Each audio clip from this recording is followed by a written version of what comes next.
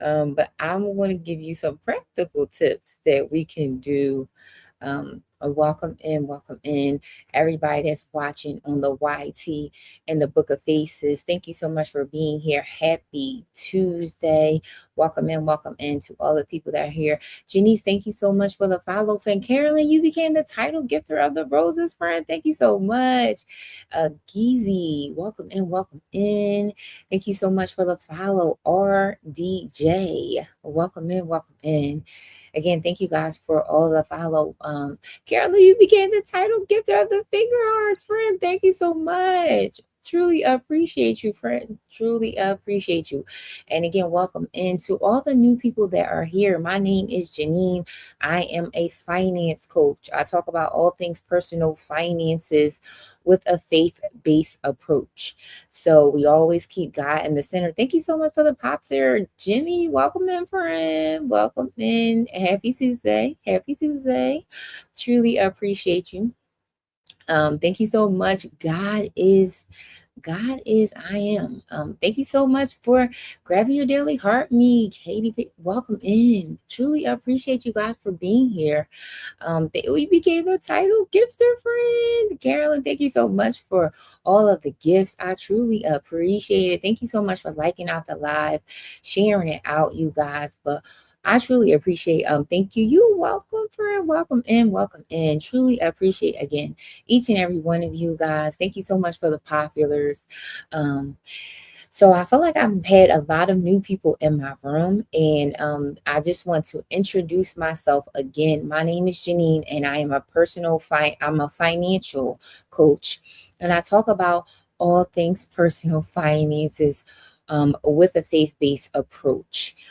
So some of the topics that I talk about in my lives are saving, budgeting, getting out of debt strategies, and also your mindset, y'all. Your mindset around your money is so key. Okay. So tonight's topic will be budgeting with inconsistent income. Okay. So if your income is inconsistent, if you are used to maybe picking up those extra shifts, I've been in healthcare for 15 plus years, finding my 50. Welcome in. Thank you so much for sending the 2026s. Welcome in, friend. Welcome in. So if let's say that you used to getting those getting overtime, you're used to your checks being, a certain amount, and then all of a sudden the overtime stops, right? Or let's just say that your income is inconsistent. Maybe one month is higher than others. So tonight we are going to talk about what do we do in those or how do we budget? Like, how can you budget if your money is inconsistent, right? So if some people are salary, some people are hourly employees. So I'm going to always give you some practical tips. And it's always going to be something like it's simple and easy that you can do. I feel like the brand, I am the owner and founder of Gracefully Simplified. So in my room, and when I talk about personal finances, it's always going to be stemmed in simplifying it as much as I can. It's also going to incorporate some simple steps that you can take, right? Simple steps, simplifying it, but also giving yourself grace. That's the whole part of the brain, you guys. That's why it's called Gracefully Simplified, because us as moms, women, or people in general, sometimes we give grace to our family, our co-workers, to other people, but then when it comes down to us personally, we don't give ourselves enough grace. So, and especially when it comes down to your personal finances, you got to give yourself grace. It's not easy. Sometimes you can be frustrated with your money, your mindset, you can be stressed. So many things can take place with your money being off, or you feeling overwhelmed with your budget, your savings, your debt, whatever it is. And that's why it's very important to give yourself grace. Okay. And then, on my lives, in my room, on my channel, this is a safe space that we can talk about our personal finances. Okay. Because, a lot of times it's a lot of shame and it's a lot of guilt. Hey, Kimmy, welcome in, friend. Hey, friend, welcome in, welcome in. A lot of times the 18th letter, welcome in, friend, welcome in. Sometimes, well, thank you so much for grabbing your daily heart me, truly appreciate you guys. Sometimes when you think about your personal finances, it's like shame, like, man, I should have been in a, I should be further than I am. I just want to say you're amazing. I just want to say you are amazing in the new movie. uh, okay. um and again, I'm sorry, y'all. Some of these comments. Kimmy, thank you so much for becoming a title gifter friend of the roses. Oh, it's a fight to the roses friend. Oh, but sometimes now that I lost my train of thought. Rosalind, thank you so much for the follow, friend. This, the comments, sometimes you guys just be throwing me off because I don't even know what I was saying. Like, I don't even, thank you so much, Rosalind, for grabbing your daily heart me, truly appreciate it. Finances, I know, right? Kimmy, like, I'm like, man, what was I saying? Because I'm not gonna lie, you guys, it's sometimes difficult being a live host. You're watching the comments, but you also want to stay on a supportive community. Yes. And I'm trying to think about what was I saying in reference to the supportive community. Oh, I know. Oh, how are you doing? Rosalind, I'm doing great. Savings versus age. Thank y'all so much. Listen, what would I do without my community? Y'all, Rose, welcome in, welcome in. That's what I was saying, y'all. Thank you so much. Thank y'all so much. Because I was like, wait a minute, this comment just threw me off, y'all. And I'm like, what was I saying? But welcome in, welcome in. Yes, I was saying that, this room is a safe space for us to talk about our personal finances.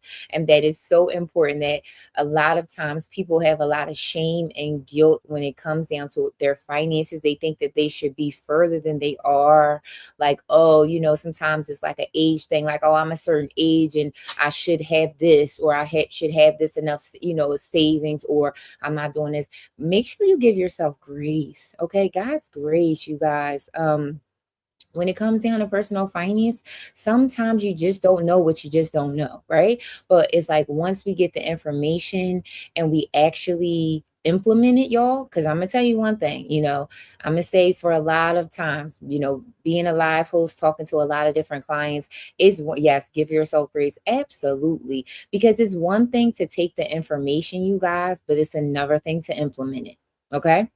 I am definitely needed to give myself grace. God, yes, you have to, right? Because one of the things that I always talk about, you cannot you cannot make clear decisions when you are shameful about your finances, or you're living in an emotion of like guilt and shame. You're not going to be able to see some things clearly. So it's like we need to give ourselves grace in that area. Is sometimes you may stick to the budget, sometimes you won't stick to the budget, but it's like overall we have to keep moving forward. And then that's like I said, you guys, being in a supportive community, having somebody hold you accountable, having somebody walk through you, that's going to allow you to say, hey, what should I do to that. Yes, it's not a good place to respond from. Yes, we need to be at ease. Absolutely, Kimmy, absolutely, absolutely. They say a confused mind. Thank you so much for your daily heart me, Jimmy. Welcome in, welcome in. Hello, Kaylee, welcome in, friend, welcome in. A confused mind does not make great decisions. So sometimes when you're confused, when you're tired, when you just stressed about your money, you don't always make good decisions around it, right? So that's why we definitely have to give ourselves grace, guys. But tonight's topic, again, we're going to talk about budgeting with inconsistent income. A lot of us may have inconsistent income. I got a good song, Still Waters by Leanne Crawford. Oh, listen to. Nice, Kaylee. Nice. So one of the things, you guys, that I usually always start off in my lives is, some just engagement questions to get the chat moving. Because, with TT, it's an engagement app, you guys. So if you guys could tap out the live, share it out. Also, if you didn't grab your daily heart, that's the orange heart in here. If you want to be connected to my community, so love your stickers. Oh, thank you so much. I need to update them. You will get a notification when I'm live, and I truly appreciate it. We're growing this community over here, and I just, love each and every one of you guys for just spending some time with me. So, I usually start my lives with just a couple engagement questions. My first question, Luna, welcome in, friend. Welcome in. My first question, you guys, is does your paycheck look different every month? Put a yes in the chat or no, because we're talking about budgeting on inconsistent income. Does your paycheck look different every month? Yes. Jimmy, okay, you said yes. Okay. Okay, you said yes. Okay. Oh, okay. I'm over. Okay, I see you. Yes, KP the mad chef. KP the mad chef, the chef.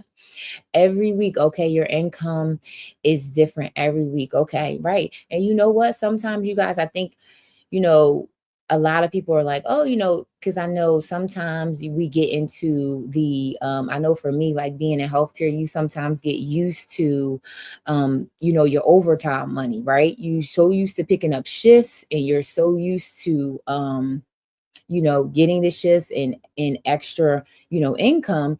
But we also have to remember that we should not be budgeting off of those extra shifts or overtime, even though majority of the time it is. Thank you so much for the populars. Majority of the time is guaranteed, y'all. But one of the things that, if your income is inconsistent, because I'm just gonna say, being in healthcare, they can stop the overtime at any time. They can cancel you for a shift, and if you are depending on that money to live, that's sometimes where we can get into a tight spot. So we're just going to talk about that tonight. But truly, I appreciate each and every one of you guys for being here. And also, to you guys, if you could put in the chat, make sure that you are liking the live. I truly appreciate you guys. Another question I want to ask is, does your money feel more stressful or uncertain right now? So when it comes down to your money, do you feel more stressed about your money, or does it feel uncertain? Like, oh, I don't know. Let me know in the chat. You could put more stressful or uncertain, or you could put neither. So let me know. Let me know in the chat. Let me know. I would say lately, I wouldn't say my stressful. I wouldn't say my money feels stressful. I wouldn't say that. And passive income, it's always uncertain, LOL, but no stress if you live well below your means. Passive income hooper. I love that. It definitely is uncertain. If you're a business owner, or if you're budgeting your income, Carnita, welcome in, welcome in. If you like, especially if you're building a business, that income is definitely going to be uncertain, for sure, for sure. But you said a very good point. If you live below your means, then it's thank you so much for the follow, friend. Then you will, thank you so much for grabbing your daily heart me. Uncertain, Jimmy. Uncertain. Yeah, uncertain. Okay. And I get it, you guys. And we definitely, hopefully, how are you now? I'm great, friend. How are you? Thank you so much for being here. Again, my name is Janine. I'm a financial coach, and I talk about all things personal finance. A couple topics that we talk about is budgeting, saving, and getting out of debt. And it's a faith-based approach, because I am a Christian financial coach. So it will definitely have a faith-based approach. Uncertain, because I'm always wondering, what if I lose my job? Oh, Clinty, welcome in, friend. Welcome in. Thank you so much for grabbing your daily heart meat. Carnita, good to hear. Good to hear. Miss K Latte, welcome. Miss K Latte, sorry. Welcome in. Welcome in. Good to hear. Good to hear you. You doing well, as Carnita as well. Hello, hello. Hey, Coach. Hey, Clinty. Those dreads are on point. Passive income. Oh, thank you so much. Greetings, chat. Listen, well, let's just. Thank you so much, Miss Kaylani. I love that. Miss Lisa, welcome in, y'all. Welcome in. I truly appreciate. If I have not greeted you, I am sorry. Please charge it to my heart. Hello, Miss Lisa. Hello. Thank you so much, everybody, for being here. You welcome, sis. Oh my God, I love that bubble gum. I think I haven't seen that bubble gum before, y'all. You watched my live for 400 minutes. Oh my gosh, thank you so much, the chef for the populars. Thank you so much, Miss Lisa. Thank you so much for grabbing your daily heart. Me truly appreciate you. And again, you guys, we are talking about budgeting with inconsistent income. So we were asking, one of the engagement questions that I asked is, does your money feel stressful or uncertain? So some people put uncertain, some people put stressful. I guess the last question I would want to ask, that's so cute. Thank you so much, Miss Lisa. Thank you so much. I love that, y'all. Oh my gosh. That's maybe one of my favorite my favorite TikTok gifts, y'all. I love that. That's like so cute. And so cute, right? Oh, Miss Lisa, thank you so much for the level up. So you level up, Sparks. Thank you so much. Um, so this is a stressful, Miss Kaylada, your money feels stressful. Okay. Well, you know what? You guys are you're in the right place, because again, I always try to give they say pay yourself. They do say pay yourself, David. They do.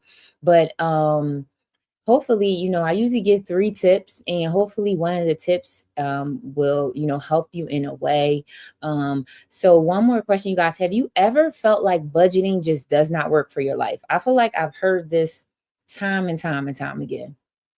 Have you ever felt like people tell me this all the time, Janine, like I just can't budget. Like it's just not, not for me. I can't. It's just, I have heard this time and time again. So let me know in the chat. Do you feel like budgeting just does not work for your life? Let me know. Let me know. And again, like I said, you guys, I've heard this a lot. And I think the biggest thing is when people say this to me, like, budgeting just doesn't work, or I've tried and I'm not successful. And I think a lot of times is stay positive. Absolutely, David. Absolutely. It works, but sometimes my funds are low. You're right. Yep. And I think a lot of times is more of like people are overwhelmed. Maybe they're overwhelmed with their numbers. Maybe they're stressed about, can they pay this? Can they pay that? So sometimes when you're so overwhelmed with your budget, when you're worried about like, can I pay this? People just feel like, let me just not do anything, because now I'm like pissed. And that's when the anxiety may come in. Maybe that's when the worry, what bill should I pay? I've been there, you guys. I've been there. But one of the things that I just want to encourage each and every one of you guys that's on the live, watching on the replay, facts are your friends. So remember that. So sometimes when you don't want to look at the budget, when you don't want to look at the things, facts are your friends. We can't fix the things we don't face. I'm going to say it again, y'all. We cannot fix things we don't face. So when you say, you know what, oh, like I just don't want to do a budget, I'm not going to do a budget, we can't fix those things, right? Because if we get the facts on what's going on with your numbers, now we can have a strategy, right? Now we can map out a plan on how we can fix it. But if you don't face it, if you have a lot of guilt and shame when it comes down to your money, oh, thank you so much for watching the live for 100 minutes. The glow up. Thank you so much, friend. So true, Carney. Yes. Then and again, I know, thank you so much for grabbing your daily heart meat. I know it comes again, especially when you're tight, when you're living check to check, y'all. I understand it. When you're living check to check and you don't want to open that next bill, you don't want to open that statement because you don't have the funds for it. But again, and I'm going to say this in a loving and a gentle way, we can't fix what we don't face. When we face it head on, I'm telling you, when I always learn here, Clinty. Oh, I'm so glad you learned. When we walk straight through it, y'all, and I know it's hard, but when we walk straight through it and we look at those statements and we look at the thing, I've been in like healthcare, you guys, for a long time. Listen to me, there's always a solution. some way, somehow. You just have to think about some things, but there's always a solution. There's always a payment plan. There may be programs that you don't think about that you're eligible for. So I want you guys to think about that when it comes down to your money, okay? And budgeting with inconsistent income. Miss Leslie, welcome in, friend. Welcome in. Truly appreciate you. Thank you so much for grabbing your daily heart me. So tip number one, y'all. Okay, we gonna get right into it. Okay, we gonna get right into it. So make sure you have your pencil and papers, your notebooks. Okay. So when you're budgeting with inconsistent income, oh, nurse super fan, welcome in, welcome in, welcome in, super fan. Thank you so much for your daily heart meet. And you know what, you guys, I'm so glad super fan nurse came in. If you guys have gotten value, spend some, save some. Absolutely. I love that, David. Absolutely. Spend some, save some. Nurse, you came right in on time, friend. You came right in on time because we are just getting into it.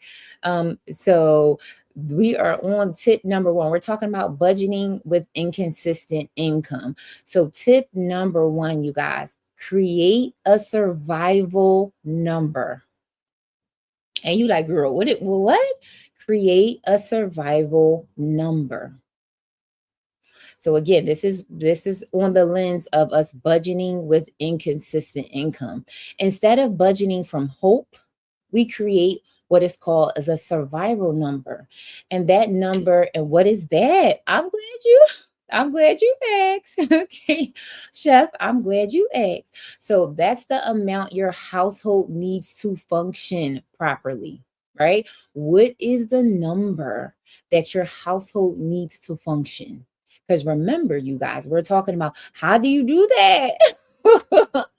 You guys, your ex is such great questions. Ooh, okay. Okay. Listen, I'm glad y'all asked. You're like, wait a minute now, why?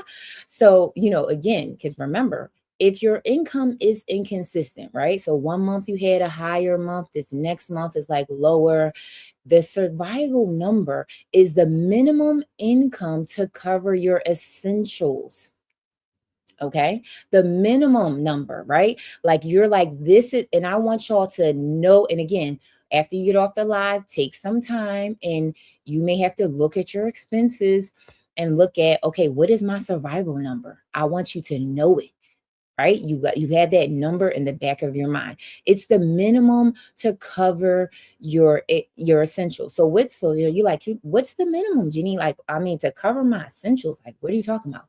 So like it's almost like when I say the bare bone budget, right? The minimum to cover. So four things, right? When we talk about the minimum to cover your expense. I didn't know that. I should apply it from now on. Absolutely. Listen, Clinty, because once you have that survival number, right? Then whatever you bring in above that, oh, that's like the sweet spot, y'all, right? That's your margin. That's the money that you're like, oh, okay. Listen, this is my survival number, and I know that I need to have this.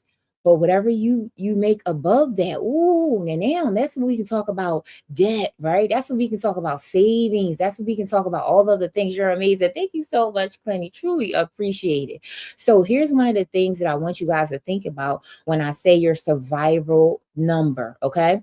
Whatever it is to your household, whatever your rent, your mortgage, all of the things, whatever it is to run your household. So when I talk about your household, I also want you to include your utilities. So the number, so add up your rent, your mortgage, all of that, your utilities, because we need our lights, our gas, we need all of that, right? Utilities. And your food, we need food, y'all. We need food, and your transportation. So these are four main things that I want you guys to add up. And then when we talk about debt, I want you guys to think about like the minimum on the debt payments, right? So if you have credit card debts, if you have student loan debts, in that survival number, you can add the minimums for all of your debt, right? And then again, this is a number that I want you guys to think about. Like, okay, if the income is at its lowest, right? I at least will have shelter, which is a roof over my head. I would at least have the utilities. Make sure your lights is on and all of that. Make sure you have food and make sure you have transportation, right? So these, and again, these are for the months where it's your income is not as high. So then, and then I want you to add all that up. Add it all up. That's going to be your survival number. And again, it's going to be the minimum payments on, on your debts as well. Okay. Once you have it, I want you to lock that number in. I want you to know it, right? Write it. Because now, y'all, right? When your money comes in, you already good. Vibrant love. Welcome in, friend. Welcome in. Truly appreciate it. Thank you so much, you guys, for the likes. So when you have your survival number, y'all, right? You have it, you know it. You like, okay, this is the number that I have, that I know that everything, is going to run my household, the food, all of that, right? Whatever money you get above that, money you get above it, that's again, that's where, that's the sweet spot, y'all. That's the good one, right? So again, like I said, this is for budgeting with inconsistent income. Because here's the thing, when the months are lower, you know the number that you need to survive. You know it. So you don't have to guess it. You don't have to do anything. You like, okay, I at least need to bring this in, X, Y, and Z. I at least need to do this. So I want you guys to take some time to know your survival number. Know it. And then you can build everything else around that, right? Okay. And then that's when you'll start to have a little more stability when it comes down to your money. Then you'll also be able to, when you get extra money, you'll know how to handle it. You'll be stable. You'll know your survival number. You'll know the things that you don't have to worry about. And then you'll say, okay, this extra, what can I do with it? So especially if you have inconsistent income, I'm going to tell you right now, make sure, if you, let's say, right, if you have $1,000 over your survival number, make sure you're putting maybe half of that into savings. Make sure you're putting that some of that money aside, because again, you guys, if the income is inconsistent, when you have lower months, that cushion is going to save you. It's going to save you. So that's why, if you guys have not joined my savings challenge that we are starting on Friday, make sure you join it. It's a free resource. And again, this is some of the cushions that we can have, that we can put in place for when the months are lower than others. Okay. So I just wanted you guys to, so let me know if you understand the survival number. Let me know, put it in the chat like, Janine, I got it. Let me put it, got it, if you got it in the chat. So then I can move to the second point. So make sure you guys understand it, and you understand what I'm talking about. So let me know, got it. Oh, chef. Okay, you said you got it. Yes, Miss Leslie, you got it. Great. Great. Thank you so much. Got it, David. Okay, good. Thank you so much. I'm glad everybody got it. I just want to make sure. Okay. And also, too, you guys, I want to say stability starts with knowing your floor and not chasing your ceiling. Got it. You got it. So I'm going to say this again. Stability starts with knowing your floor, not chasing your ceiling. You got to know your floor. The floor is the foundation, y'all. You got to know your floor when it comes down to your finances. Wow. Yeah. Listen, if y'all learn anything, affirmations, and yes. So again, I'm going to say it again for the people that want to write it down. Stability starts with knowing your floor, which is your foundation of your money, not chasing the ceiling, which is the highest of the money, right? The highest checks, and not chasing that. Stability comes from knowing your bare minimum. That's great advice. Thank you so much. And your survival number. Okay.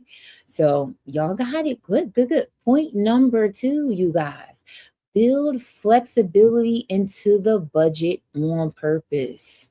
Okay. I want you guys to know this is a key. I see it all the time with my clients, you guys. You gotta build some flexibility in your budget. I'm going to say this over and over and over again. A budget that does not have flexibility or restriction is nothing that's going to be sustainable.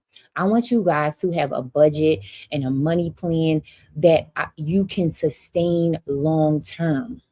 So if you do not have any flexibility in the budget, or maybe you don't know how to create flexibility in your budget, hope I see it. Maybe if you don't know how to create flexibility in your budget, then these are some of the things that I talk about, but we have to create flexibility in our budget. And I think sometimes, you guys, I hear it a lot when people say that when they think about budgeting, they automatically think about restriction. Like, oh, I can't buy this, I can't buy that. But I want you to think about it's like the total opposite. Iris, welcome in, welcome in. I actually budgeting the proper way is just organizing your money. So again, but we definitely have to build flexibility in it. So when your income is unpredictable, your budget must be flexible, not fragile. So it can't be like soon as you get that low check, all of a sudden you just blew your budget. You just blew everything. We need to build flexibility. Healing the hot, welcome in, welcome in. We have to build flexibility around our money and our budget, because one of the things, you guys, and I'm gonna say, even though I've been budgeting for 15 plus years, I would say that from month to month, I can I can't even think about how every month was exactly the same. It's going to be different. You're going to have different expenses from month to month. Maybe this month you got to get a car, you got to get something repaired on your car. Maybe next month you have 2 or 3 birthdays that you have to maybe get some gifts from. Next month is Christmas. Like, it's so many things. So that's why the budget has to be flexible. It cannot, if you're just thinking of like the budget is like to set it and forget it and that's it, it's like, no, it is not. So one of the things when I talk about building flexibility when it comes down to your budget is leave room for margin, right? Leave room for margin. And you're like, Janine, what's margin? Margin is the extra income or the extra money that you have once you pay all your bills. So that's what margin is, right? That's very true. Yes. Yes. So leave room for margin, because guess what, you guys? I'm going to tell you, and I know you guys know life is going to life. Okay. I'm going to say honestly what I've experienced recently, that I think I was honest with you. I said it on my live, like my job just recently changed their pay schedule. So instead of me getting paid every week, I'm starting to get paid every 2 weeks from both of the jobs I work at. If I did not have any margin in my budget, or if I didn't have any like buffer, if you want to say that would have kind of just threw me off, because I would have been used to getting the certain amount of money. So again, you have to leave margin in your budget. You have to leave some extra cushion. This is another thing. Khalil, welcome in. Kaylee, welcome in. Again, the OT, yes. Okay, the OT, absolutely. The OT. So that's why and the budget should bend, it should change with your life, you guys. Again, sometimes you have different events that come up. Let's say you may went to a wedding this month. The budget should be flexible with all of the changes that's in your life, you know like I would say people with kids. I have teenagers and young adults. So with teenagers and young adults, they always, mom, can you send me this, can you send me that? I have flexibility in my budget because I know my sons is going to need it. And it's just in the season that they're in. So I would say the same thing for you, for everybody watching. Make sure you build some flexibility in your budget. Make sure, because it's going to be needed. And especially if your money is inconsistent. Building flexibility on your budget is important. So also I wanted to say a budget that can't be, ooh, this is good, y'all. Listen, a budget that can't bend will always break. I'm gonna say it again, y'all. A budget that can't bend will always break. So a lot of people will come to me, Janine, I can't stick to a budget. We need to make sure that we build flexibility in it. So let me know if you guys got the second point, y'all. Let me know if you listen. Let me know. Let me tell me how you feel. Put it in the chat. Are you picking up what I'm putting down? Also, if you guys could like out the live and share it out. Tracy, welcome in, welcome in. Truly appreciate each and every one of you guys for being here. Again, I appreciate your time. I know it's late on the East Coast, so again, I truly appreciate your time. Let me know. I'm picking you. You picking it up, Chef? Okay. Listen, thank you so much for sharing out the live. Thank you so much. You said I'm picking up what you putting down. Okay. I'm glad. And let me know the feedback on the YT. If you are with me, put with me. I'm with you. Thank you so much. I got it. Listen, good. Thank you so much, Dave. I truly appreciate it. Good, Tracy. Thank you so much for the follow. And again, truly appreciate each and every one of you guys for being here.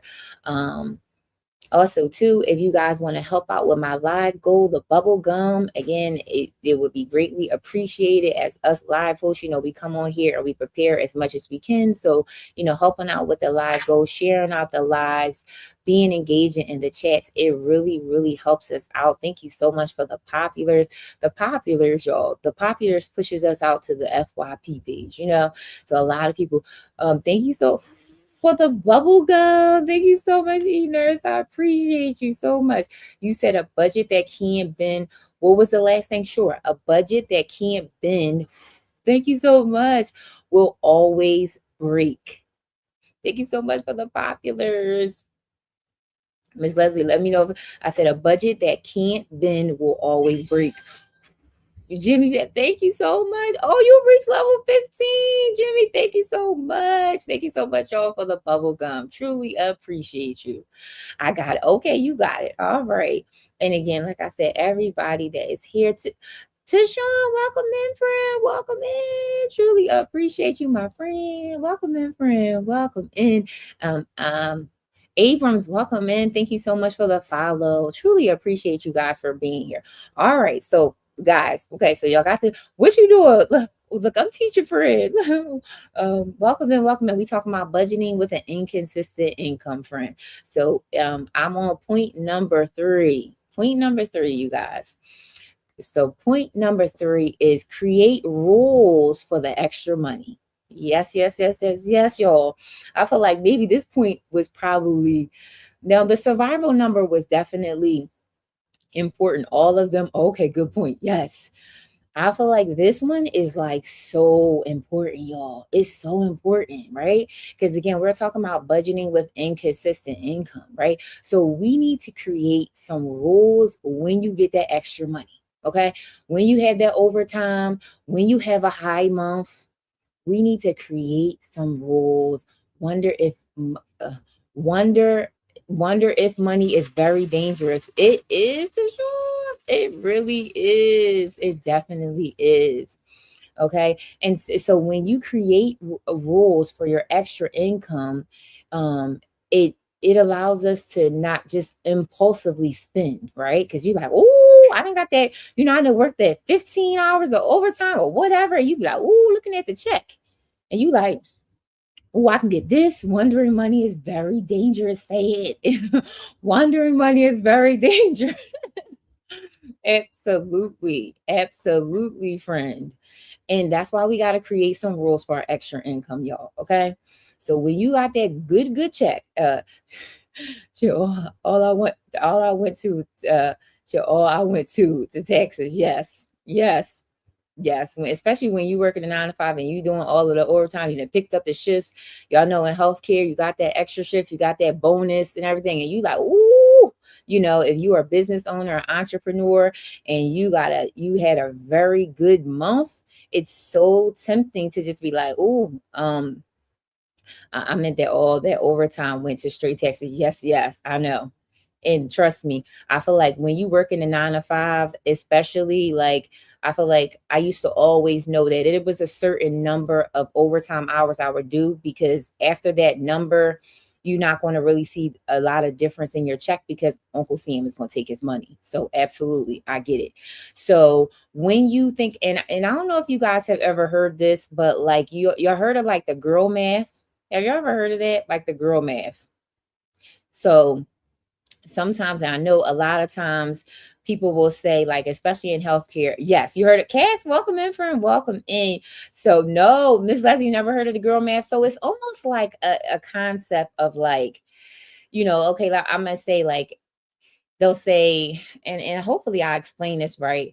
When you make extra money, you still live like you didn't get that extra money. Exactly, Tashawn. Exactly. The girl math is almost like it's kind of basically like you're spending, but it's not really justified. So it's almost like, let's say, if you spent $50, right, and you want to return an item and you buy something that's $100, you're like, well, I saved $50, but for you didn't save $50. So it's almost like the girl math, right? It's like it's just basically like your numbers or your spending that don't really make sense, but it's just basically like justified, right? So I would say that to say that like people that know you, okay, David, you say you never, yeah. So it's basically again like you justify your money in a way that really don't make sense. Right, and you really spent 50 exactly. So it's almost like again, if I bought an item for $50 and then I returned it, and then I bought something for 100. The girl math is like, well, technically, I only really, I saved 50 because I returned it. But no, it's like, so it's the same thing. I feel like I've seen this in healthcare as well. It's like, oh, especially like the nurses or just a lot of people in, healthcare, or even not even just healthcare, but just overtime period. A lot of people say, well, that overtime shift, I can get X, Y, and Z. This overtime shift, I can get, that, whatever it is, or, especially with, with the nurses and everybody that's, doing the extra shift. Oh, okay, this overtime shift, maybe, okay. So if I really want to purchase that, that's probably like 2 overtime shifts, or maybe that's about 10 hours of overtime. So it's like, we justifying it, right? We justifying our overspending. But when we create rules for our extra money, we decide ahead of time. Yeah, they be thinking that because wait a minute, so, Dr. Do Goover, welcome in. Hopefully that's because that overtime you can get extra, but you really supposed to save it. Yes, yes, for sure. Yes, right. So that's what I'm saying, you guys. And again, I'm gonna spin this back to budgeting with the inconsistent income. When you are creating rules for your extra money, where your bonus comes in, a lot of times, a lot of hospitals will give you that 3% bonus. Sometimes, facilities will give you that Christmas bonus, 500. It depends on, I counted in tattoos as how many I need to do to buy something. See? Jimmy Jack, so you understand what I'm saying. So you like, oh, okay, I need to do 3 to 4 tattoos to get this extra. So it's the same thing, friend. Yeah. So it's the same exact thing. People are like, okay, I need X, Y, and Z clients, or I need this. So it's the same analogy. It's exactly. But when we decide ahead of time, yep, for bonuses, overtime, extra shifts, this removes guilt and decision fatigue. Whoa.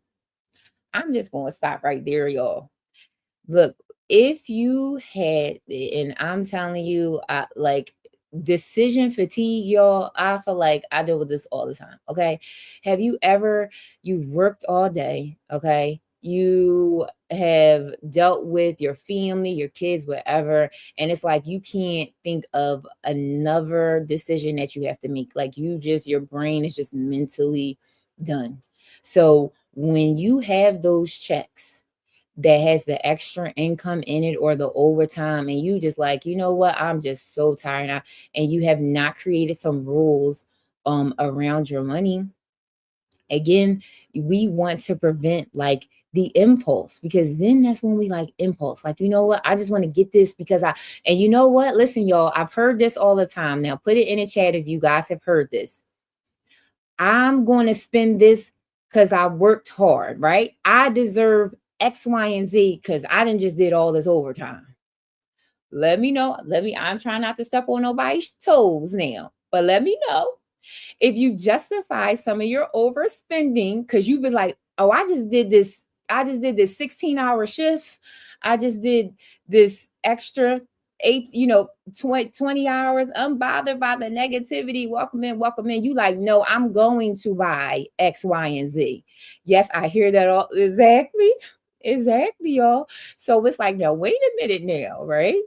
So if we get into this cycle of, overspending, right? The now, because if we're, doing the extra shifts and the overtime, and then you're spending because you feel like you deserve it, where's the rules when it comes down to your overtime and your money?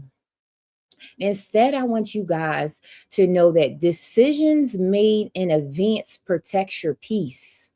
Okay? Decisions, preach girl. Thank you so much, David. I appreciate you. Decisions made in advance protects your peace, you guys.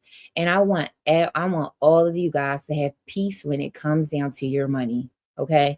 If I want anything for each and every one, but spend it on something you shouldn't, because how wasted. Yep. But spending it on something you shouldn't, because now you wasted your time. Exactly. That's why we got to create some rules, right? Because again, I think a lot of times the biggest things, the things that I teach, in my coaching sessions, in my lives and everything, I want you to have peace with your money. I want you to create some systems in place. So when you have those moments that you're tired, you don't feel like looking at the finances, you put some systems in place that's going to carry you, right?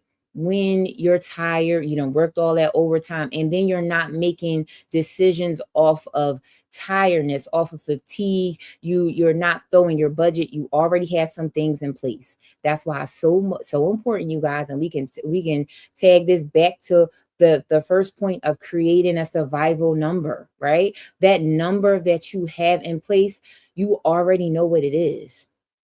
You don't have to think about it, right? You already know what it is to maintain your household. You don't have to think about it. You know it. So again, when you have, because again, let's be for real, you guys. If you are working all these extra hours and you're tired, and you done did 2 shifts, it's like you're not going to want to think about the money, or you're going to spend out of impulse, out of fatigue, out of, just like you're tired and you don't think about it. But what we want to do when we create rules for our money, we want to say, you know what? This extra money is going to savings. This extra money is going to go to my debt. This extra money is going to go to my sinking funds, whatever it is, whatever. And then also, to you guys, budgeting with the inconsistent income, we want to make sure that when we do have the extra months, when we have all of those, the extra margin, that we're lining it up to our goals. We constantly have to bring it back to what your goals are. What are your goals? Do you want to save more? Do you want to put money aside for your travel fund? Do you want to pay off your debt? You may say, whatever your goals are. Thank you so much for the follow.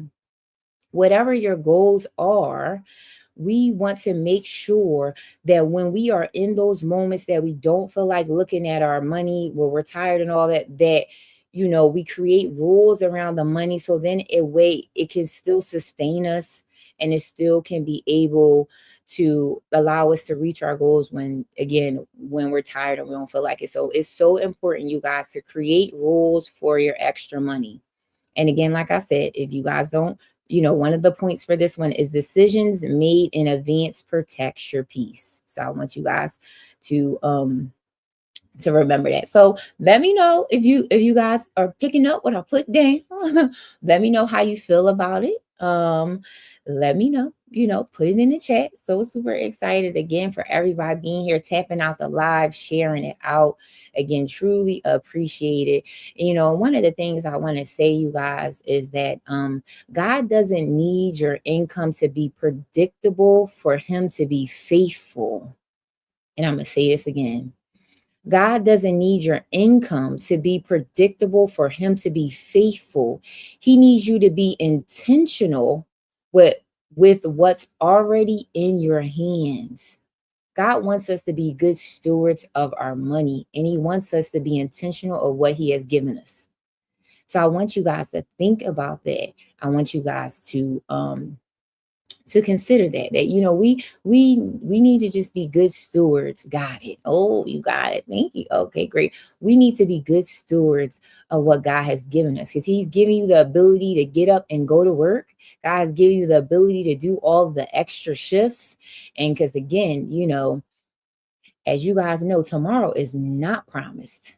Even though it may seem like it is not promised. So if he has given you the ability to do those extra shifts, if he has given you the ability to have a great month, remember to be good stewards of the ability that God has given you, right? And that's what we want to do. And especially in 2026, you guys, we want to make sure that we try to try to make better financial decisions. Amanda, welcome in, welcome in. And again, like I said from the beginning, when it comes down to your personal finances, give yourself grace. We are not always going to do perfect with our money. We're not always going to make the best decisions when it comes down to our money, but give yourself grace, because God's mercy is new every day. Okay. So he definitely, but we also want to kind of put some things in place.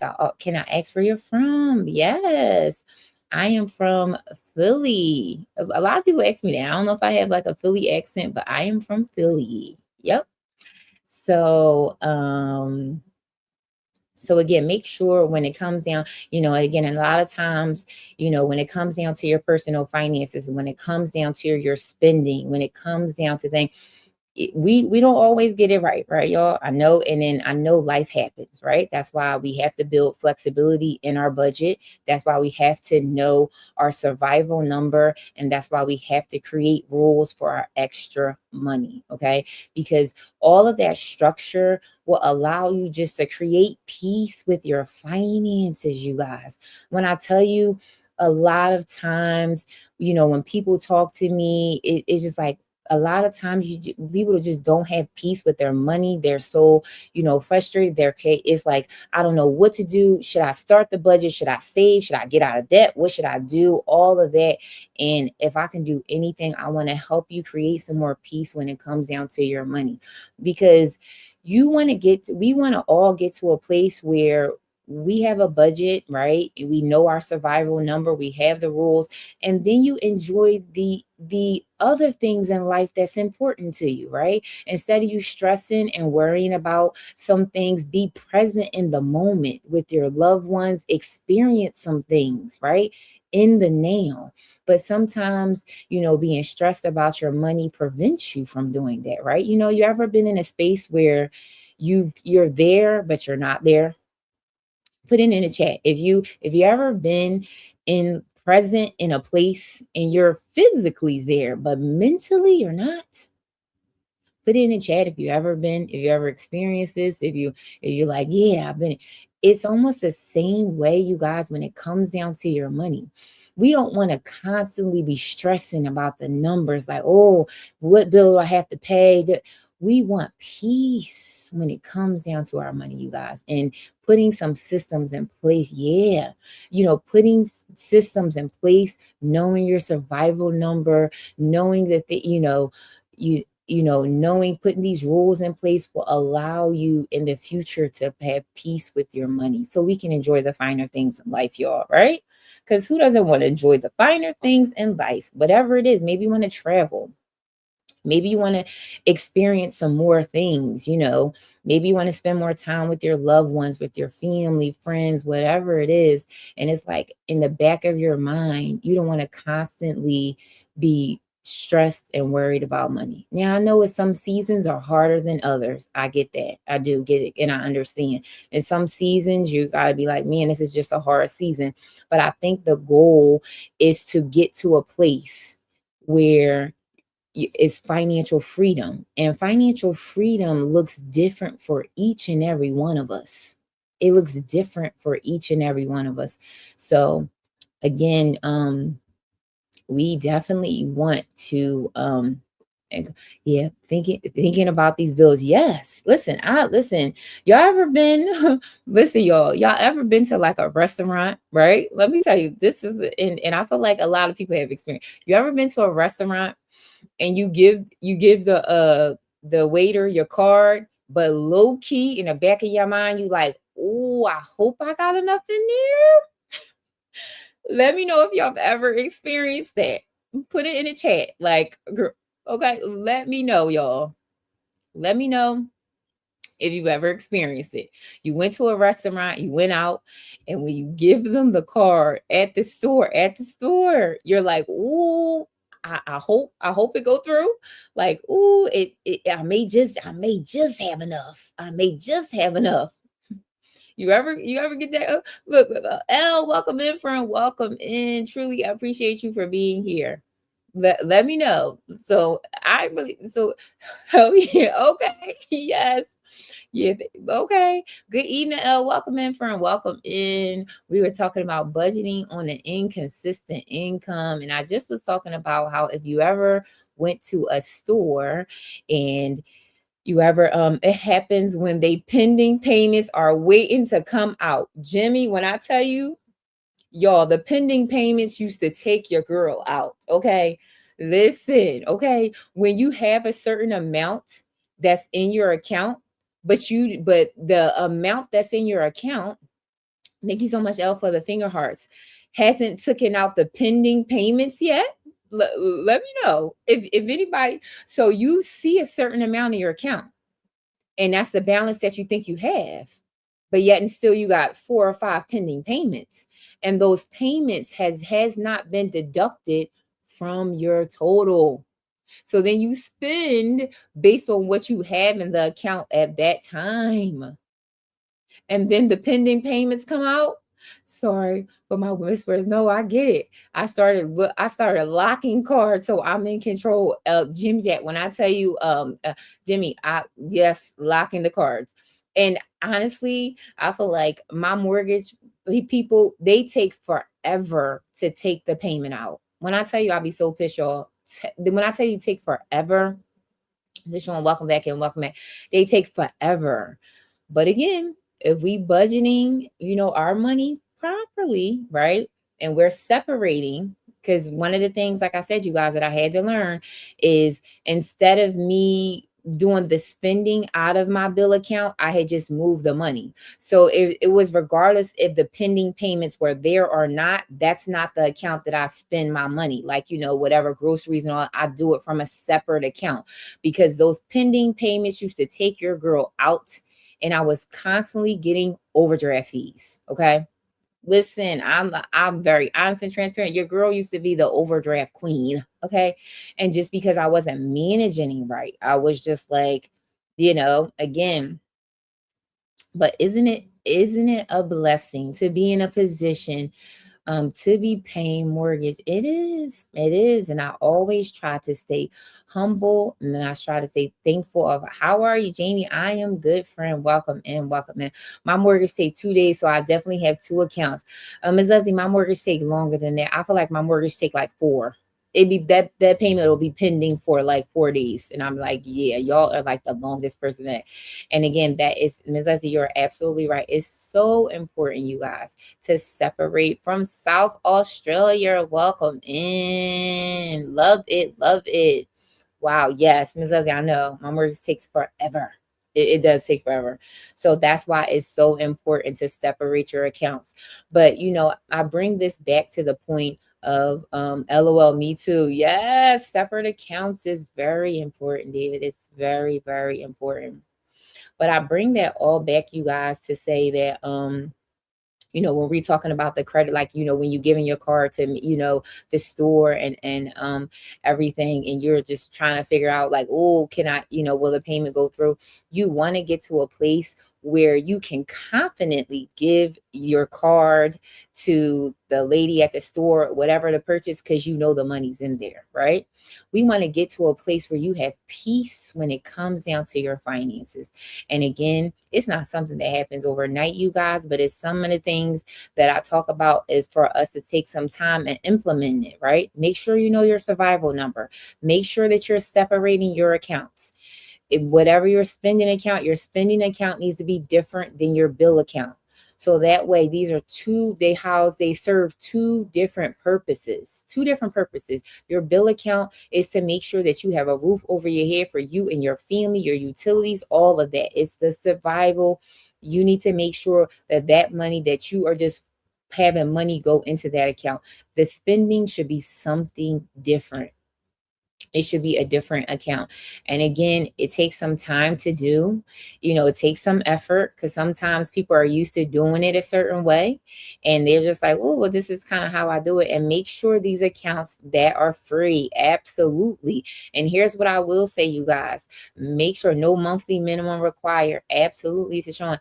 And another thing too is make sure, you guys, and I'm gonna say it, and I feel like this could be a whole nother live, because I feel like I've talked about this also. Make sure that these accounts are with federal credit unions. I'm just going to say it. And again, y'all, this could be another live. Make sure these accounts are with credit unions, the banks, y'all. That when I tell you, hands down, Coach Jennifer, welcome in, friend, welcome in. Hands down, credit unions are always. Thank you so much for the bubble gum. Thank you so much, credit union. Thank you so much, Coach Jennifer. I love the bubble gum. Thank you, friend. Thank you so much, Coach Jennifer. Truly appreciate you. Thank you so much for grabbing your daily heartbeat. Listen, y'all, if you leveled up to level 13. I'm gonna use my little sound effects a little bit more. Thank you so much, Coach Jennifer, for leveling up. Listen, y'all, if y'all are with the banks and you do not have CC, welcome in, friend. Happy, look, I'm saying happy, so I was say happy new year, but to show, oh, you put 100 comments in the live. Thank you so much for grabbing your daily heartbeat. Hey, beautiful. Hello, friend. How are you? Truly appreciate you for being here. Welcome in, you guys. Welcome in. I was saying that make sure, if you guys do not have credit unions, you are missing out on so many benefits, y'all. And again, this could be another live for another day. I'm just going to tell you guys, make sure that you are separating your accounts and make sure they are credit unions. I feel like the credit unions versus a bank, the credit unions are for the members. They really take care of the members. We're gonna have to do a whole collab on that one, because I can't stand makes exactly just showing. When I tell you, I know we're gonna have to do a whole live on it. Like, banks are just, I feel like their fees are higher. They're not really like member focused. Credit unions, just when I tell you guys my experience with credit unions, are hands down. The credit unions have like special programs for their members. I'm gonna tell you guys that what I recently did, in my credit union. My credit union called me, and because banks have shareholders. Oh, yes, yes, exactly. And like I said, credit unions are member focused. My credit union called me. Credit unions have members, and they really care about their members, because their members are the, let me know. Hello, thank you. That's helped a lot. Oh, James, you welcome, friend. You welcome. But I would say too, like, credit unions, they offer like special programs for their members. I'm gonna say recently my credit union have reached out to me, y'all, because they reached out to me and they're like, oh, we're doing this special promotion where we have zero interest on a credit card. So I'm like, I don't know if, like, I don't really need any more credit cards. But one of the ladies, she called me and she was just like, well, we had this consolidation program, and right now you can if you have a high balance on another credit card, you can consolidate it. So move the balance to them. And she's like, you have like 18 months to so balance transfer. That's what it was. Balance transfer. It's free. There are no fees. And right now it's like 18 months is 0%, so you get time. And then, y'all, let me just tell y'all the kicker, what the credit union said. And we don't have to pull your credit. They didn't pull my credit. They did like a soft pull. So she's like, I already see that you're eligible for it. Yes, they really love their members. I love their free. Yes, y'all. So I went and did a balance transfer. Because again, y'all, at first I'm like, ooh, moving one debt to another debt, it has to make sense. Okay. As your financial coach, I'm not going, because a lot of people will move one debt to the next one. And just moving debt doesn't always make sense. So, but in this situation, it made sense for me because 18 months I was going to pay the card off anyway. But the other card that I had was at 28%. So I was paying 28% on this card, and I switched it over to the offer that the credit union had. They didn't pull my credit. They did a soft pull. She did a balance transfer, and she was offering me like this cash back and everything, y'all, which I did this like a few months ago. I seen in my account that it was like, I think I, did the balance transfer, and it was like an extra 150 from my account because of like the balance transfer, because it had a certain percentage of cash back. So honestly, y'all, that was like a win-win. Okay. And again, like I said, balance transfer. When I tell my clients and when you work with me, it just has to make sense, because sometimes people move around debt all the time, and then your spending doesn't change. You don't get anything done. So again, it has to make sense for you. So you definitely have to look at the fine lines. You have to look at what your what the terms are, when you have to pay, or when the regular interest rate will go into effect. And listen, y'all, so the balance transfer one, it's, I think it was like 0% for 18 months. But even when after the 18 months, I think the percentage was like 14%. So it was nowhere near the 28% that I was paying already. Okay. So again, it's so important. Again, y'all, we could talk about a whole nother live on why credit unions are so important. I know you put that money in your high yield savings account. Yes, I did, Deshaun. I did, friend. I did. That's crazy. My son's first account was at a credit union at age 16. He's now 28, and he saved a lot of money. Miss Leslie, I love that. Yes, absolutely. And like again, y'all, I would say credit unions, I'm telling you, and I wouldn't have known anything about this program, y'all. I wouldn't have known anything about it. They called me because I was a member. I didn't see it advertised or anything like that. They called me. So that's why, if you guys are not utilizing credit unions to house your money, make sure you look at, the credit unions that is near you. Make sure you do your research. They also have a pool with mortgage and yes, and mortgages and insurance. Absolutely. Yep. Make sure you do your research, you guys. But I will say that there's so many benefits when it comes down to credit unions, and hands down, I would say all my accounts are different credit unions. Absolutely. So I hope you guys make sure that you move your money. If you have some banks, it's okay. But now you know. Okay. Now you know. And again, this is not the first time that I've experienced good programs like this with credit unions. I remember, well, right before when I bought this house, the credit union offered me something, and I did a program, and they helped me boost my credit as well. So again, I say all that to say that they offer so many programs to their members. Make sure you guys are looking into the credit unions. I love that you said federal credit unions, because most of the time they haven't benefits like banks or better. Yes. Yep. Absolutely. Absolutely. So again, you guys, I hope that you guys learn something on my live. I always try to come on here and really just like educate my community. I'm so super excited. You guys could be in any you could be in any other room, but for you just to take some time to be here is truly appreciated. And also too, you guys, if you haven't joined the savings challenge, listen, the savings challenge is free resources. So people that are watching on YouTube and Facebook, make sure you go into the link. The links are in the description, because I looked at this before. I think when I did Devs, welcome in, friend, welcome in. I was looking for it. So, YouTube is their platform is a little different. But if you go into my description on my channel, it has a freebie link and it says Stand. Go in there. The savings challenge is right there. It's a free download. The savings challenge starts tomorrow. Thank you. You welcome, Chef. Truly appreciate you for being here. The savings challenge is free, y'all. Make sure that you go check it out, you guys.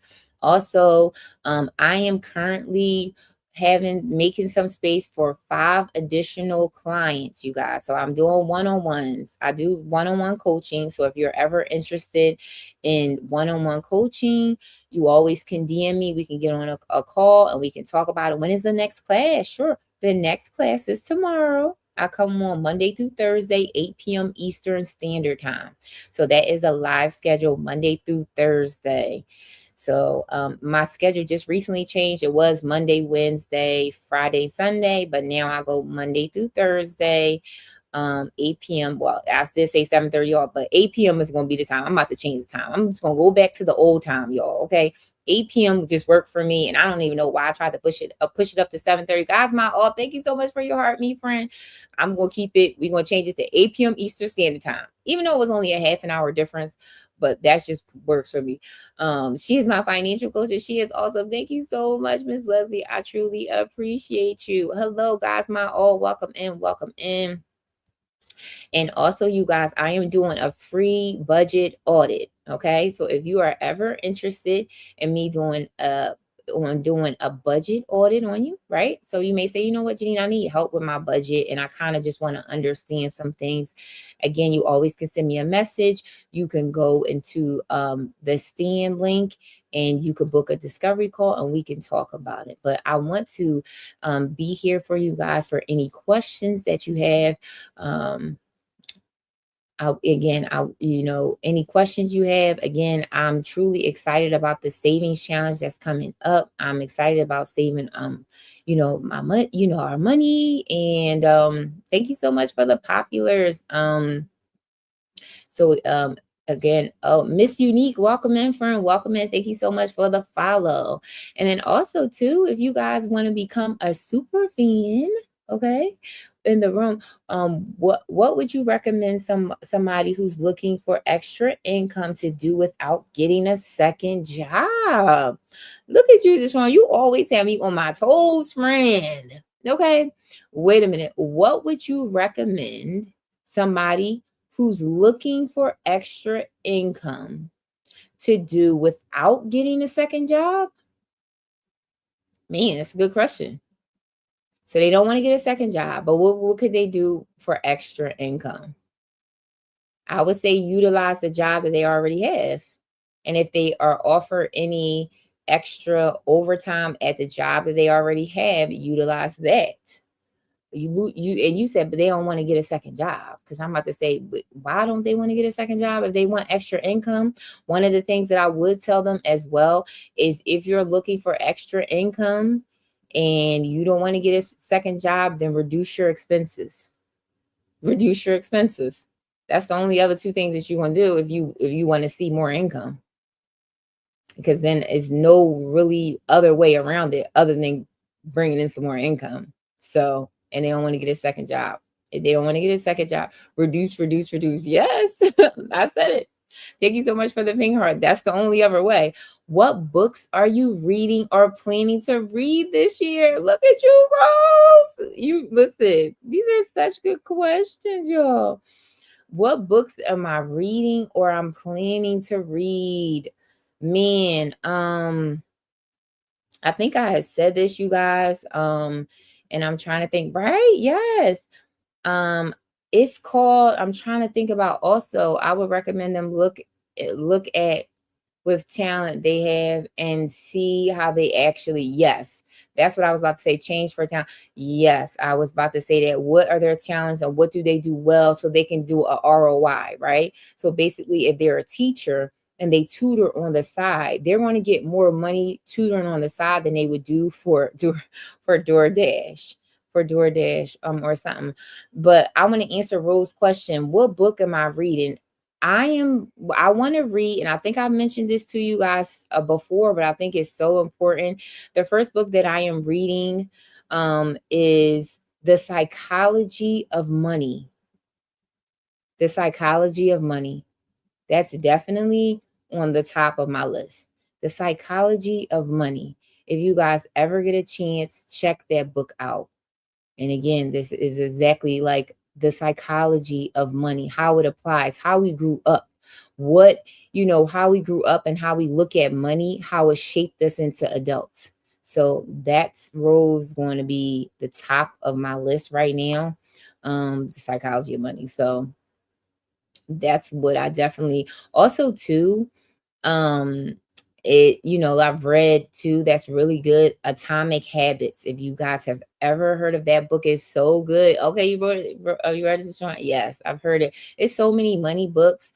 I would say I absolutely love Atomic Habits. That's not really a money book, but it's more about you building habits. But I feel like you can put some of those analogies towards your finances. It's a number one seller. It's a number one seller. Atomic Habits, like I think I use a lot of things in that book. And it's a really good read. It really is a good read. But Rose, these are like amazing questions, friend. Like really, really sure. And honestly, I definitely need to read more. Definitely. I listen to a lot of like financial podcasts as well, and like audio books. So, but definitely that's going to be a great read that I need to start. So these are great questions, y'all. I love it. I love it. What would you recommend for a spender who loves to spend a lot of money on books but needs to save? Deshaun, you listen, girl. You keep me on my toes, friend. You keep me on my toes. What would I recommend a spender who loves to spend a lot of money on books but needs to save? So if you're a spender but you need to save, remember I always say depriving yourself is not sustainable when it comes down to a budget. So if you are a spender, I would say put in your budget a small amount so you can spend it on your books, but then also prioritize your savings. Because what I'm not going to tell you as your financial coach is to say, okay, well, just tell them to stop spending. They will stop spending for a certain period of time and it's not going to be sustainable. I want you to do things that are important to you because everybody personal finances is different, but I want it to be something that's sustainable. So if books are important to this person, create it in your budget. Now, you may not be spending as much as you spent, but create it in your budget. That way you won't feel deprived, and that way you're not feeling like, "Dag, I can just never do this. I can never do this." Um, the Audible app isn't expensive. I know, Miss Leslie. Up. I like the Audible app.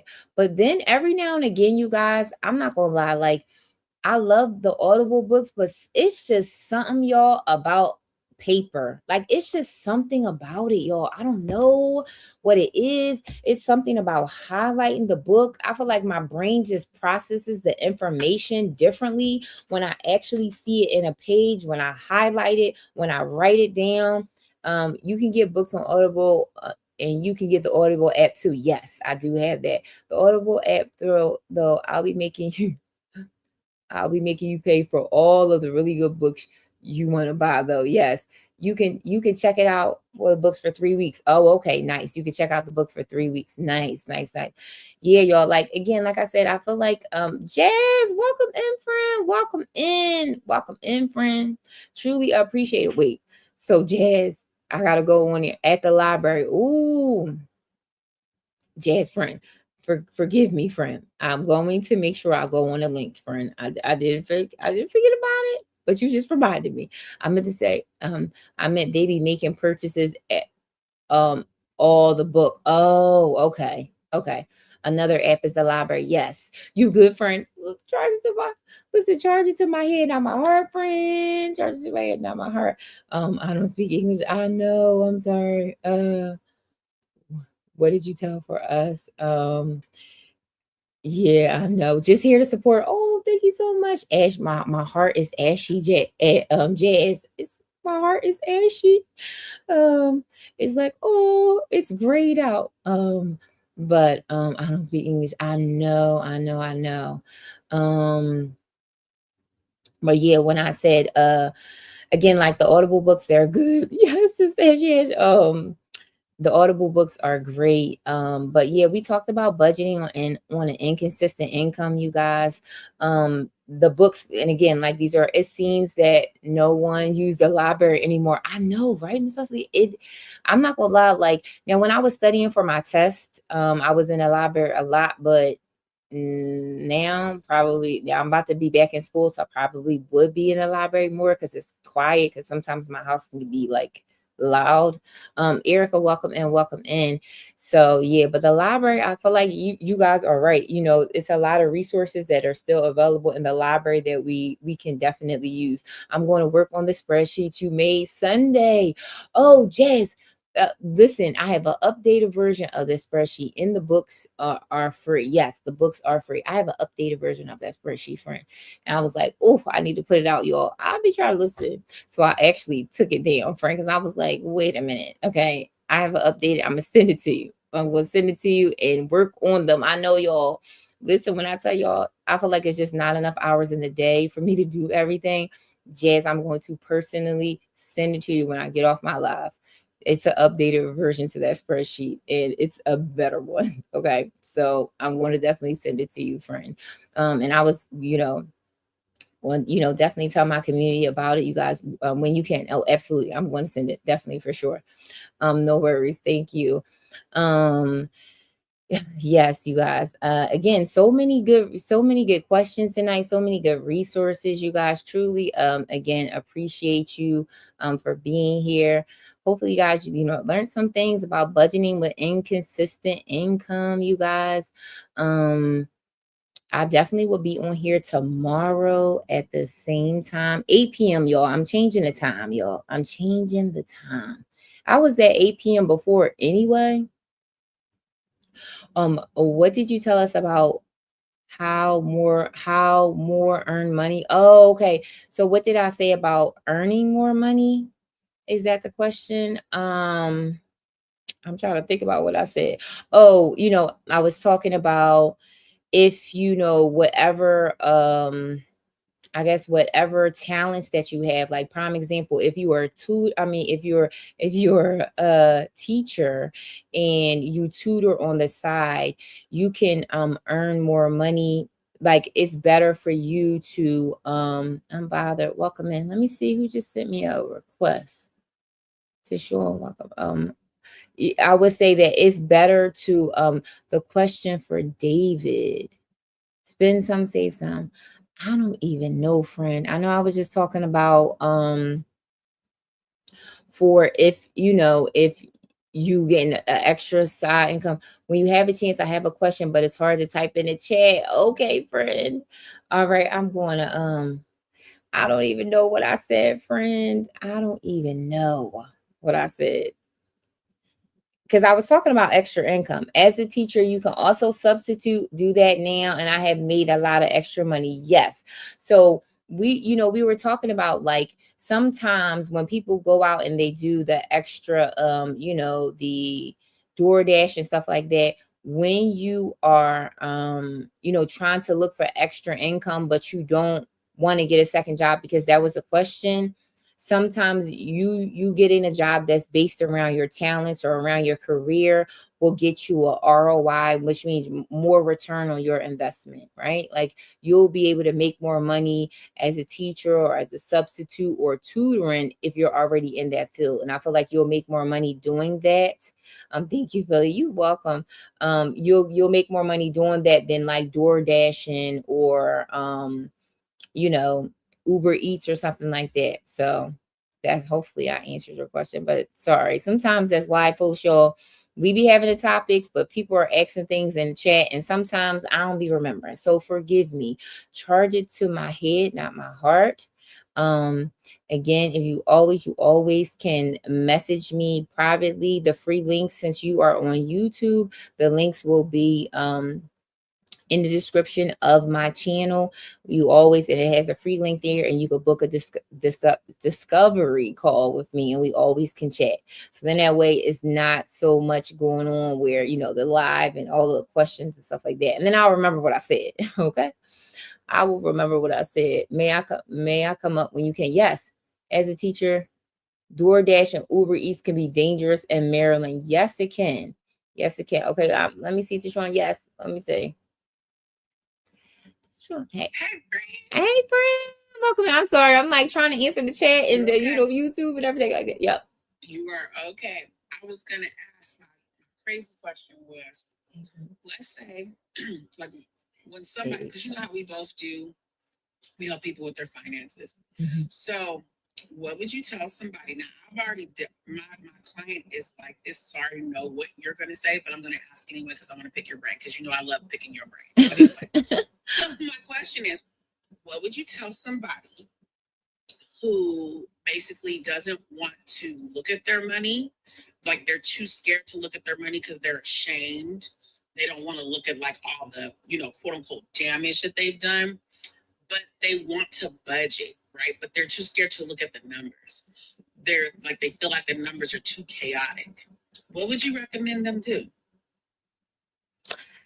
So, I mean, this is such a great question. I'm just going to let you, YT, I don't know, because you guys can't hear on TikTok. So the question was asked to me is, what would I, Coach Jennifer, welcome back in. What would I do for a person? Oh, thank you so much for the money gun, Coach Jennifer.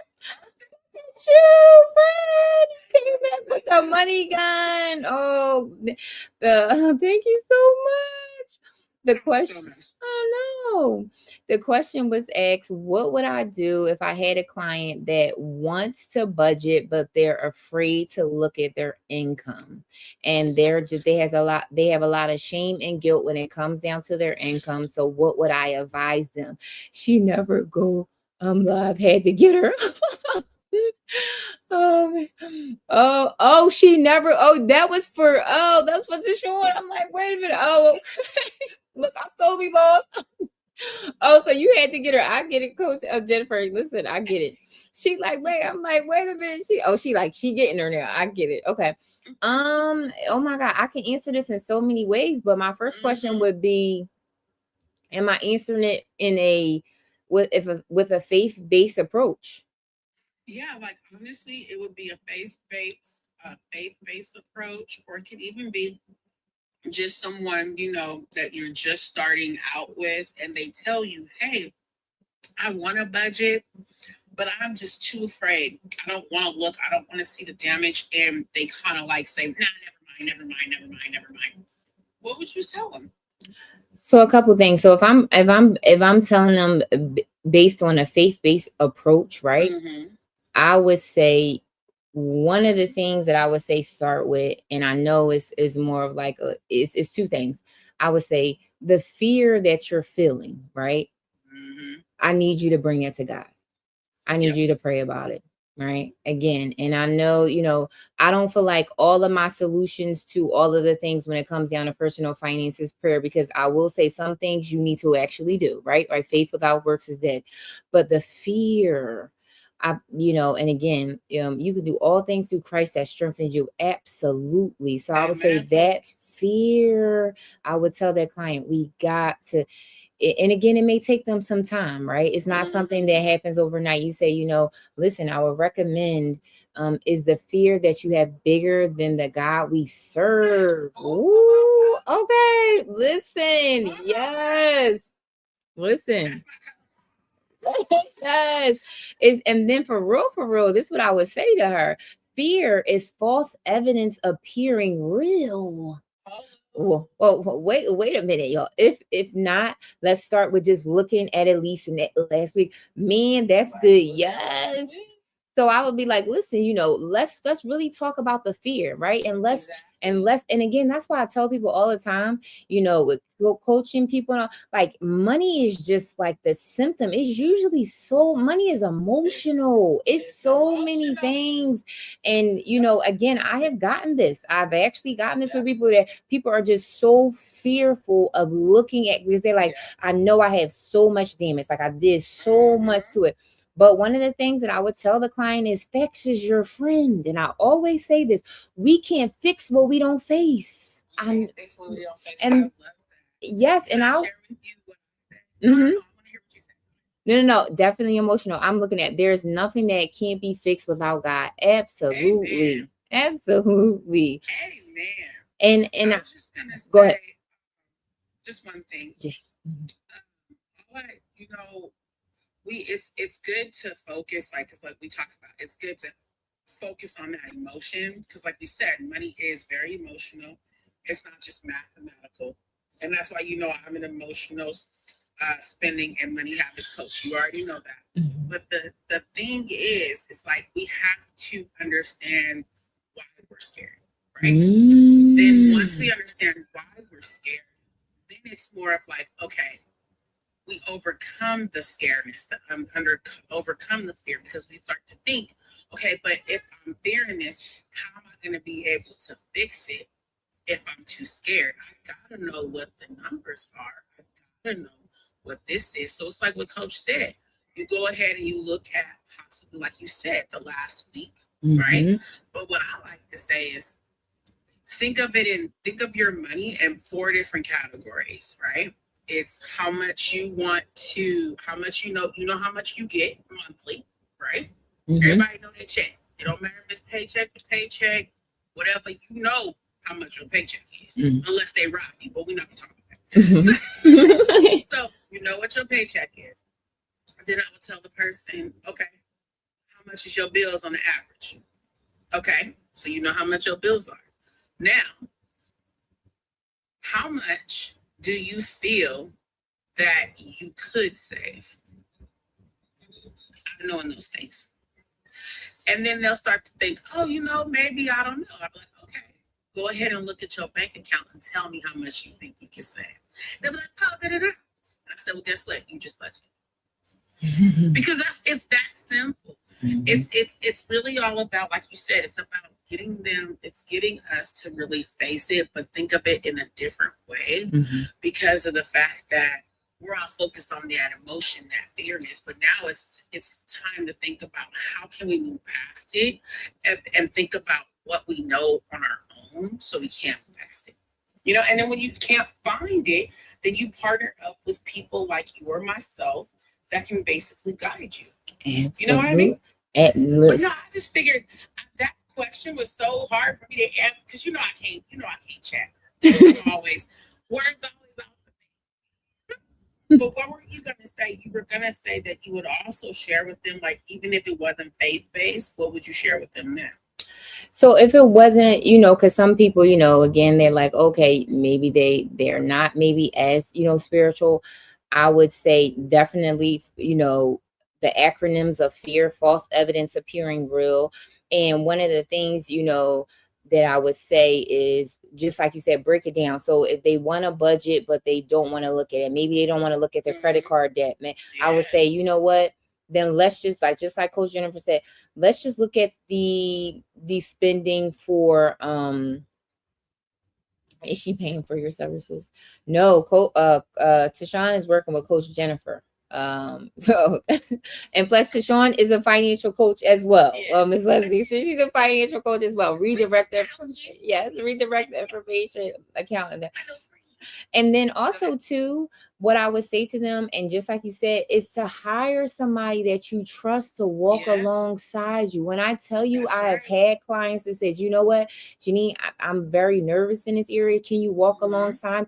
Sometimes we may have to pray that thing through. Maybe we have to sit up there and be on the phone. Okay, listen, do you want me to be a support? Do you want me to mute my phone? Because sometimes us doing this thing by ourselves, you're like, you don't know how to navigate it. You may not know what to say. You may not feel confident, but it's different when it says when 2 or 3 are gathered. Well, Hello. when two or three are gathered, okay? So it's just, again, I feel like the support is everything. Baby, that's guaranteed that it's fixable and you have to make money to fix it. Yes. That's right, coach. Mm-hmm. Can you definitely I walk me love through your shit? idea to me, being able to, let's say, what if they're scared to look at their credit card? What if they're scared to look at one type of bank account or their car loan or whatever they're scared that they've messed up, right? Mm-hmm. I love your approach on when you say, well, let's get them comfortable to look at something that they have. Mm-hmm. Then, as y'all said before, partner up with them and be a long partner, because that's what we are. We're there for support. We're there to hold your hand per se. We're also there to give you encouragement. And we're Absolutely. also there to celebrate the wins and the opportunities with you. Because I'm not going to say fails, because everything is a learning opportunity. When you learn, that's the best blessing that you can ever get. Absolutely. Because then, right, Mm-hmm. you end up not doing the same thing over. Okay, I'm done. I literally just wanted to come up and ask that one question because it was so long. Friend, when did you want to do the co-live with the credit unions? Because I definitely want to get together with you on that, and we can just hash it out. Listen, I'm about to say, so I guess it would do you want to do it? I guess it could be like a day that I'm not usually live, that maybe like Okay. an extra day. So we can do it. What am I doing Friday? Hold on, let me check Friday because I think I have a network. I have Okay. my coaching call with my coach, Okay. Coach Jennifer, and then I have a networking. I'm actually going to go to a networking vicinity in the room with people. Coach, I didn't even get to tell you that. It's a networking event. Listen, I just wanted to tell you too as well, and we'll definitely hook up. Like we definitely need to mess up. And I'm like, I'll give you my number so we can message off of what's saying. She need to call her up so you can give her a live testimony for. Oh, Miss Leslie, you want to give her? You want to call? Oh, Miss Leslie, because you putting in the chat if you want to. And Miss Leslie, let me know if you feel comfortable. Miss Leslie is one of my clients, you guys. So Miss Leslie, you always can come up. Let me know if you want to come up and and talk about like your experience with me being your financial coach. Let me know if you feel comfortable enough to come up. And I'm about to say to Sean, I'm going to tell you also too. She said yes already. She did. She said yes already. Oh yes. Okay. Let me pull you up, Miss Leslie. Okay. Let me see. Let me see if I can pull her. Let me see. Okay. Let me see if I can. Okay, guess. Let me see if I can invite him. Invite sent. Okay. Let's see. There we go. Okay, there she go. Miss Leslie, hello, hello.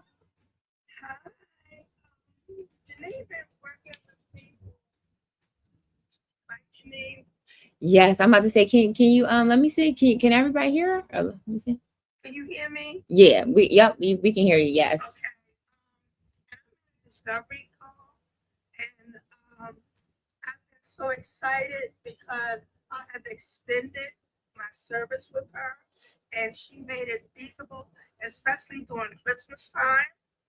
I'm retired, so I get a pension and a Social Security, and I'm retired as a librarian, but my extra money has gone to my savings, and she was all about building this emergency fund. And it seemed like I was so close, but then my son during Christmas he wanted a computer, and she helped me set a budget. But my son was just he found something different, which saved me about $500. So I have enough money right now in my over 1,000 in my emergency fund. Yes, definitely participate in the saving challenge. And I worked with a financial coach maybe about 4 years ago, but my goal is really cutting my credit card in half. So she told me about filling out the debt tracker, how much you owe, the interest rate, and everything. So our next call, she's gonna show me how to cut that credit card in debt and really doing my savings challenge. So she told me not to really worry about the emergency fund so much. But the thing was, during my Christmas savings, it was like, she said, why you get your son this computer that costs so much? But my son, he's such grateful. He's 28. He has a job, and he's always been a saver. He started his savings account at 16. Now he has over about $10,000 in his account. So I'm proud of him. Go Well, my son. oldest one, he's married, but he's still saving. He has changed a lot of his habits. But I've been so grateful to her because she was just telling me how important it's an emergency fund and how I was able to buy Christmas gifts for my the office staff because I do substitute weekly and I get paid. It's a good amount. That money drops in weekly, and with that money, before I with that extra money I travel. I've been to 12 countries. I've been traveling. So right now, I have stopped traveling for 2 years now and going to create a sinking fund. But I felt like if something happened to me today, tomorrow, I've been to Paris, France, London, and I have traveled. Mm-hmm. So that's where my extra savings went for traveling. So I'm taking 2 years off, to really do some things in my house to make a sinking fund. But she was just incredible because she showed me how I was able, especially during Christmas, to give money to my husband, my sister, get my son's computer, and had extra money.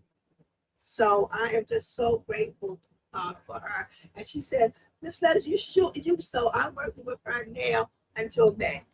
Because I'm determined my goal is to cut away 3 credit cards. And can I just say too, Ms. Leslie, that when we first started working together, that you didn't have any emergency fund.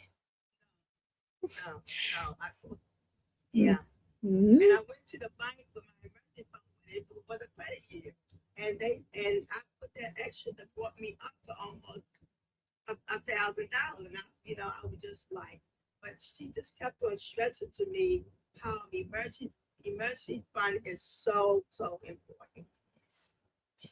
Yep. It is in 2026. It definitely is. But like I say, I appreciate you so much for trusting me as your financial coach. And again, I feel like this is why we do it. When we have clients that start one way, but they also see the growth, they feel it. And also too, when you're talking about during the Christmas time, it's like, I was, trying to think of other ways. Sometimes when you're thinking about it in a certain way, when you have a financial coach, when you have somebody that can look at it, to just can change your mindset a little bit. And one of the things that, just like Ms. Leslie said, is instead of her going into debt or swiping the credit cards for her Christmas, for her family, she was able to do all of that in cash, right? Ariel, welcome in, welcome in. So again, that's why sometimes you guys, it's almost like when you look at a picture frame, right? And you're actually in it. Sometimes you can't see things, but it's like when you actually look outside of the frame, when you have a new perspective and you trust that person. Oh, thank you so much to show up for the DJ friend. Thank you so much, friend. Thank you so much for being a title gifter. People don't be wanting to touch the DJ glasses. Thank you. So I'm always telling people, I'm she's my financial coach. Like, and she has helped me tremendously.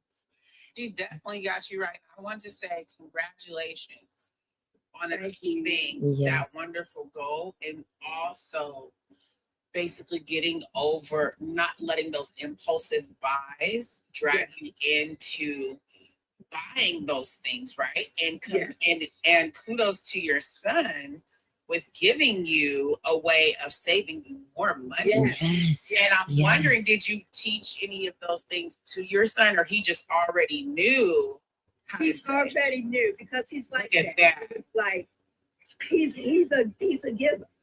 He really is a giver. He's always been like that. He's always looking out for other people. And it was like I said, Carlos, I had like $1,300 budget, and he said, "Mine, no," and we paid under $1,000 for this computer, and we got it at Best Buy, and we did it all. It just blew my mind.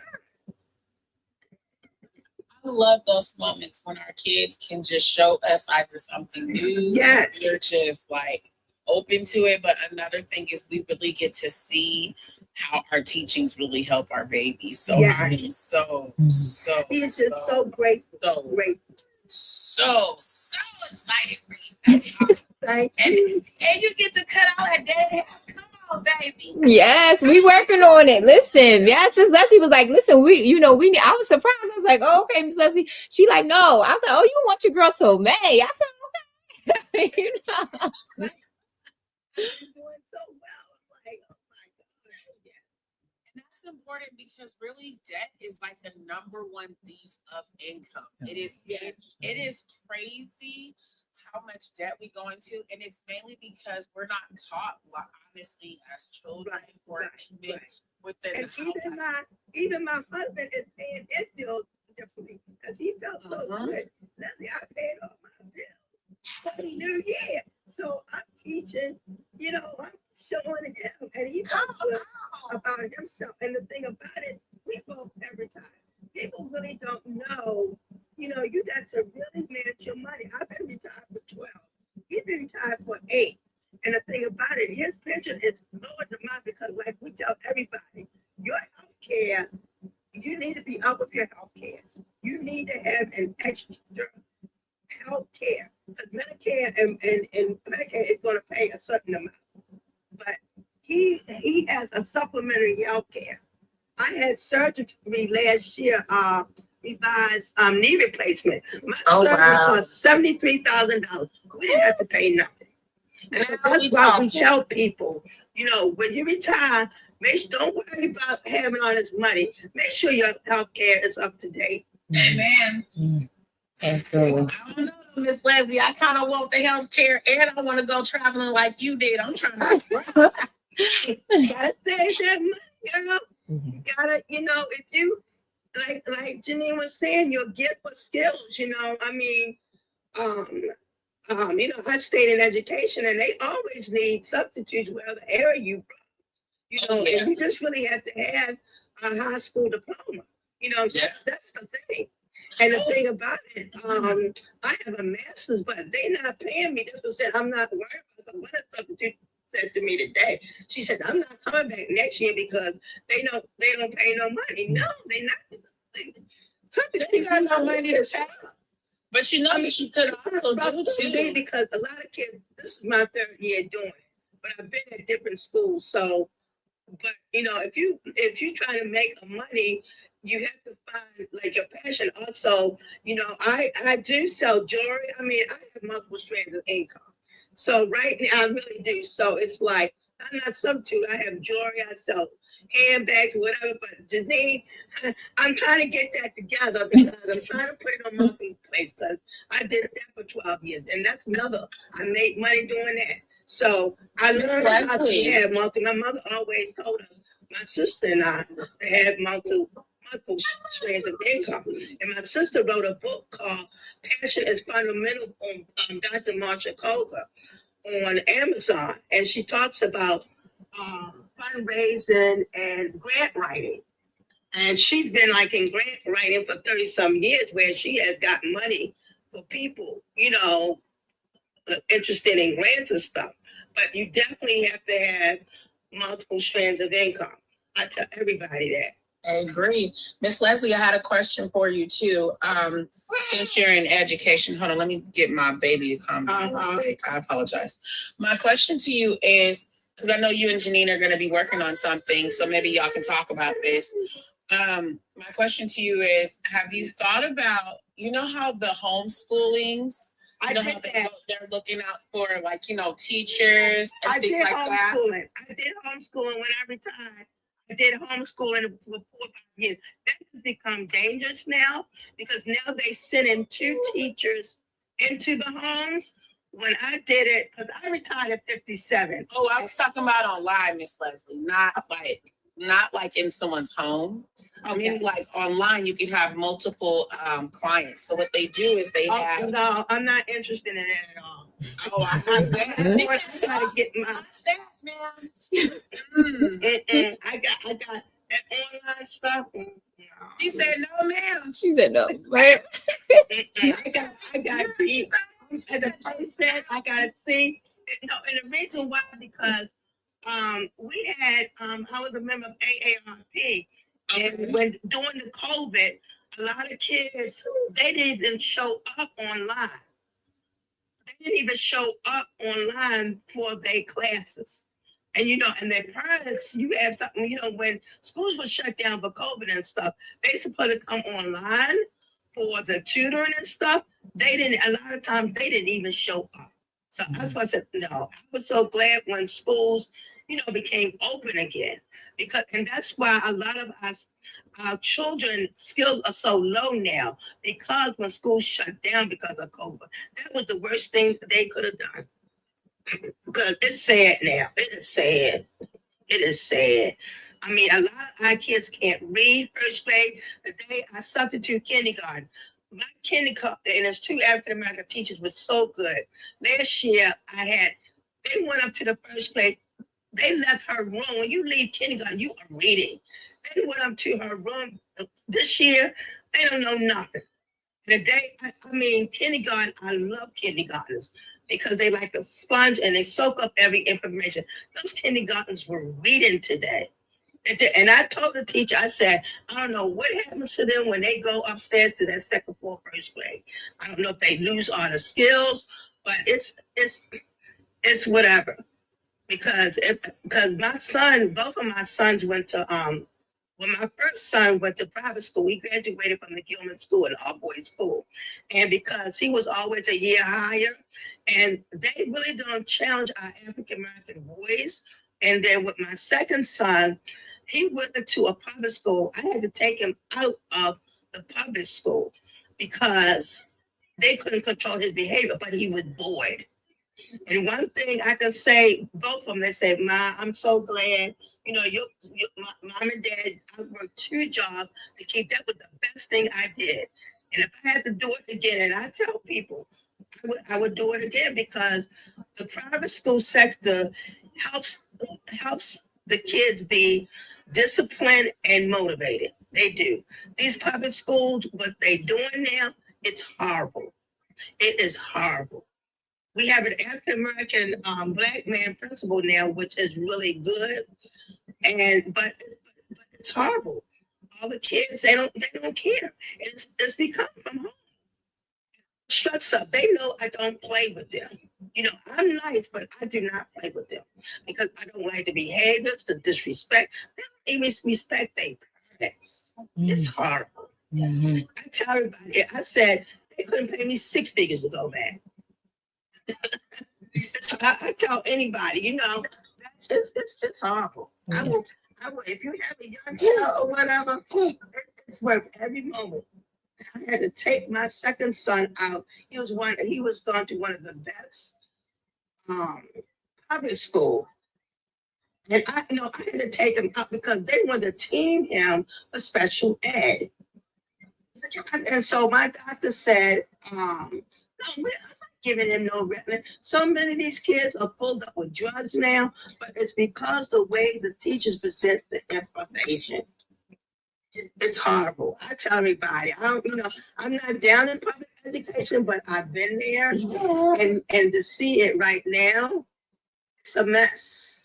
To see it right now, it's a mess. I agree. I believe it's a mess, but it's